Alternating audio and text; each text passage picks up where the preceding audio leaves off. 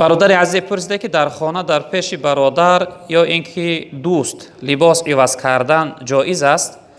لباس ها را عوض کردن یعنی لباس بدر کردن در نزد برادرها باشه یا اینکه دوست ها باشه، اگر لباس هایی که یعنی بالا هستند، کرته هستند، اینها باشه، یعنی اگر انسان ناچیزش بتونه، این هم ترک سنت است، گناهگار میشه. اما به عذر بگه نگاه نکن، یعنی از بگیم از تحت ناف بالاترش سبکتر است حکمش. اما بعضی برادرهایی که تحپوش میکنن، پلفکی میکنن، علش میکنن، اینش حرام است جناب برادر عزیز. در نزد یعنی که یک برادر دوستت، جناب پیغمبر گفتن که هم انسانی که ترک فرض کرده است و هم انسانی که موضع فرض نگاه میکنه، هر دوش در لعنت خداوند گرفتار میشوند.